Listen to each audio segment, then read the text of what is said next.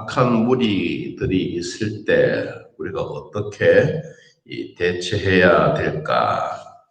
안 믿는 사람이라면 법으로 고소를 하고 또 명예훼손이라고 해서 얼마든지 그러한 일이 되지만 또 믿는 사람들에게는 참 그런 이야기를 듣고 가만히 있으면 바보같이 바보 천칭 같은 그런 소리를 가끔씩 듣습니다. 여러분, 그런데도 우리가 그런 소리를 듣고 있어야 될까? 또 성경은 말합니다. 오히려 중상모략하고 우리를 힘들게 만드는 사람들 향해서 축복하라고 말하죠. 축복. 그런데 그게 잘 안 되지 않습니까? 그런데도 성경은 말하라고 합니다. 그렇게 축복하라고. 그런데 오늘 다윗이 우리에게 한마디 던져주는 참 좋은 내용 하나가 있습니다. 우리가 왜 중상모략하는 사람들, 나를 미워하는 사람들, 원수같이 여기는 사람들에게 축복을 해야 되느냐. 자, 그 이유가 있습니다. 13절을 보십시오. 13절에 나는 그들이 병들었을 때에 굵은 볏옷을 입으며 금식하여 내 영혼을 괴롭게 하였더니 내 기도가 어디로 돌아왔습니까? 내 품으로 돌아왔도다. 다윗은 자기를 향해서 중상모략하고 정말로 힘들게 만드는 이런 사람들을 향해서 이들이 병들었을 때 굵은 볏옷을 입고 금식 기도도 해주고 그의 영혼이 아프고 힘들었을 때 내가 기도를 했는데 이 기도가 상대방에게 가지 아니하고 이 축복했던 기도가 누구에게로? 다시 다윗에게로 돌아왔다. 여러분, 이 다윗이 오늘 우리에게 전달해 주고 있는 이 어마어마한 내용입니다. 그래서 성경은 남을 향해서 저주를 신나게 해놓으면 그 저주가 하나님 보실 때 이거는 맞지 않다. 상대방에 가는 게 아니고 저주가 다시 내한테 돌아온다. 다시 말하면 내가 상대방을 향해서 중상모략을 당해도 그를 향해서 막 신나게 기도해주고 신나게 축복해주고 좋은 말 해주면 하나님이 보실 때 야, 그거 축복해줘봐야 그거 가져가지도 않는다. 그럼 이것이 누구한테? 내한테 돌아옵니다. 여러분, 그래서 원수에게 만나고 중상모략을 당하고 힘들어도 성경은 상대방을 향해서 기도해주라, 축복해주라. 하나님이 아브라함에게 말하지 않습니까? 하나님이 복의 근원이다. 아브라함, 네가 입에서 나오는 말, 축복의 말을 하면 내가 복을 주고 네가 상대방에 대해서 저는 못 쓰겠다라고 말하면 나도 못 쓰겠다고 하겠다. 여러분, 그래서 네가 축복하는 자에게 하나님이 축복해 주시고 네가 저주한 자에게 나도 저주해 주겠다. 하나님은 모세시대 때 또 말합니다. 이스라엘 백성들이 출애굽을 하고 홍해를 건너고 마라에 쓴 물을 단물로 변화시키고 정말로 멋있게 하나님의 이 전능하신 솜씨를 받고 살아가는데도 불구하고 모세가 시내산에 올라가서 밤낮 주야 정말 40일 금식하면서 하나님이 주셨던 십계명을 가지고 내려오지 않습니까? 그런데 백성들은 지도자가 없으니까 하나님은 눈에도 보이지도 않고 지도자가 없으니까 이때부터 자기네들이 애굽에서 주인으로부터 받았던, 다시 말하면 노예로 살았던 그 대가의 금덩어리들을 주머니에 있는 거 다 내놓습니다. 다 내놓고 거기 뭘 만듭니까? 금송아지를 만듭니다. 이게 우리의 신이다. 여러분, 그래서 하나님이 막 화가 났습니다. 모세도 화가 났습니다. 그래서 받았던 십계명을 깨뜨려 버리고 그들이 땅이 입을 쫙 벌려서 다 죽여버렸습니다. 그리고 하나님 하시던 말씀이 뭐예요? 네가 듣는 대로 내가 복을 주겠다. 네가 행하는 대로 내가 복을 주겠다. 이스라엘 백성들이 원망하고 하나님도 업신여기고 금덩어리가 송아지가 되어서 이게 하나님이다라고 했을 때 그들이 백성의 부르짖었던 그 부르짖음대로 우상 숭배한 사람들이 얼마나 무서운가를 그 직서에서 보여주셨습니다. 여러분, 그래서 우리가 하나님 앞에 기도하는 축복의 기도, 나를 위해서도 축복의 기도, 여러분 교회를 위해서도 축복의 기도, 여러분에게 중상모략 당하고 있는 정말 원수 같은 사람을 향해서 여러분이 주셨던 그런 축복의 기도, 이 기도를 하나님이 받으시고, 그래, 네가 기도하는 것만큼 나도 축복해 주마. 여러분, 그래서 상대방에게 그 축복이 가면 그는 언젠가는 그것을 느낍니다. 내가 기도했다는 것, 내가 말하지는 아니해도 어느 날 자기가 하나님의 은혜를 받고 보니까 내가 정말로 낭떠러지 앞에 서 있었을 때, 내 인생에 외롭고 괴로웠을 때 그때 누군가가 나를 위해서 기도해 주었구나. 이게 생각이 나는 거예요. 저도 우리 남동생이 막 힘들어할 때 엄마가 얼마나 울었는지 모릅니다. 나중에는 자식이 하도 말 안 들으니까 이런 자식이 아버지한테 가자 하면 산수 앞에 가서 막 그냥 진짜 이스마엘을 멀리 두고 엄마가 통곡하듯이 그래 놓고 나니까 자식이 변하다. 지금은 장례주사로 살아가지만 저는 그 어릴 때 그 얘기를 하나 들었어요.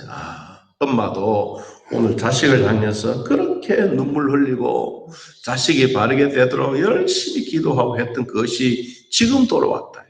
이 아들이 언제 깨닫느냐? 마지막에 돌아오고 하나님의 은혜를 깨달으니까 그때 엄마가 나를 위해서 그렇게 힘들게 만들고 그래도 나를 위해서 기도해 주었던 그 기도, 지금 나는 그 기도 받고 산다. 지금은 천당 가서 안 계시지만 저는 그 얘기를 동생한테 가끔씩 듣습니다. 듣는다는 얘기가 뭐예요? 하나님의 은혜를 깨닫는다는 거예요. 오늘 다윗도 자기 영혼을 괴롭게 만들고 외롭게 만들고 중상모략하고 고소하고 고발하고 매일 이렇게 남에게 막 이런 얘기를 해도 이 기도를 다윗이 열심히 한 거예요.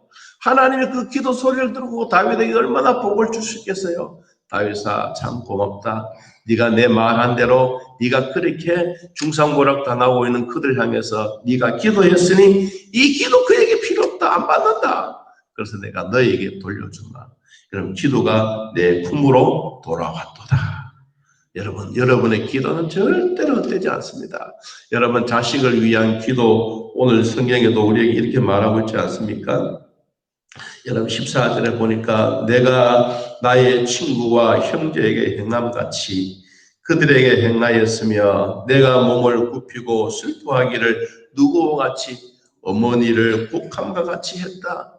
엄마의 마음을 가지고 자식이 그렇게 기도해 놓은 것은 여러분 자식이 안 받으면 엄마의 품으로 돌아오는 거예요. 여러분 엄마의 마음을 가지고 기도했던 이 어마어마한 중상모략 당하고 친구와 형제들에게 이렇게 기도했던 이 기도가 결국은 누구에게 돌아오느냐? 하나님은 나에게 돌아오게 만드는 거예요. 그래서 여러분의 기도는 절대로 헛되지 않는다. 여러분 기도도 메아리 되어서 돌아옵니다. 우리 입에서 나오는 말, 창조적인 말, 긍정적인 말, 하나님 앞에 하나님 참 어렵고 힘들지만 잘 됩니다. 잘 됩니다. 잘 됩니다. 여러분 이 말하면 하나님이 그래 지금은 어렵지만 내가 너에게 잘 되게 해주마. 잘 되게 해주마. 자꾸 그렇게 하시는 거예요. 여러분 그래서 하나님의 귀에 들리는 대로 뭘 주시느냐? 복을 주시는 하나님의 귀에 들린 대로 저주해 주는 거예요. 그래서 우리의 기도가 얼마나 중요하고 축복의 기도가 얼마나 중요하고 자식을 향해서 부모가 머리에 손을 얹고 축복 기도해 주는 기도가 얼마나 중요하다. 저희들이 가정 예배를 드리는데 꼭 마지막에는 아내가 그럽니다. 목사님 축도해 주세요. 꼭 맞아. 둘이 앉아서 예배 드리지만 축복 기도 받고 싶어서 저는 그걸 보고 참 고맙게 생각합니다. 아내이지만 그래도 목사의 복을 받고 싶어 합니다. 꼭 마지막에 주기도문 하고 기도하고 목사님 꼭 축복 기도해 주세요. 저는 그 마음에 너무 고마운 거예요. 여러분 우리가 기도는 그렇습니다. 남이 보아서 하는 게 아니고 하나님 앞에 해놓으면 하나님 그걸 다 정리하고 진짜 우리 몸속에 여러분이 뭐 음식을 먹고 아이고 요거는 간으로 가라 요거는 뭐 위로 가라 이렇게 안 해도 우리 몸속에 들어가면 모든 영양분은 필요한 대로 다 분배가잖아요. 여러분 그런 것처럼 우리가 하나님 앞에 기도해 놓는 것은 절대로 헛되지 않습니다. 여러분 자녀를 위해서 기도하는 것은 절대로 헛되지 않습니다. 여러분 시편 37편을 한번 볼까요? 시편 37편 자 24절 25절 봅니다. 24절 25절 그는 넘어지나 아주 엎드러지지 아니함은 여호와께서 누구 그의 손으로 붙드심이로다. 내가 어려서부터 늙기까지 의인이 버림을 당하거나 그의 자손이 걸시감을 보지 못하였도다. 26절 그는 종일토록 은혜를 베풀고 구워주니 그의 자손이 복을 받는도다. 아멘. 여러분 자식에 향해서 그 엄마의 마음은 정성도 있고 사랑도 있고 축복 기도도 있습니다. 자식은 여러분들의 기도한 대로 절대로 걸식당하지 않습니다. 여러분 이 말씀을 그대로 믿고 자녀를 위해서 기도하는 부모가 누가 있겠습니까? 여러분의 기도대로 된다는 것. 여러분 기도보다가 더 필요한 거 있으면 하나님은 더 채워주신다는 것. 이건 잊지 않기를 바랍니다. 자 마지막으로 다윗은 이런 중상모략하고 있는 사람들이 너무너무 많았습니다. 그래서 이빨도 갈고 조롱하기도 하고 사람들이 모이면 그를 막 씹어대고 막 그렇게 하는데 그런데도 다윗의 마음에는 뭐가 있느냐 18절 봅니다. 내가 대회 중에서 주께 감사하며 많은 백성 중에서 뭐한다? 주를 찬송하리라.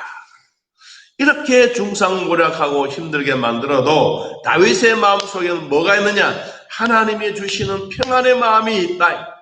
중상모략을 당하고 고소를 당하고 고발을 당하고 모일 때마다 막 이빨을 갈고 요사이 우리 국회처럼 막 그렇게 난리가 나더라도 그 마음의 평안함을 통해서 오히려 다윗은 감사합니다.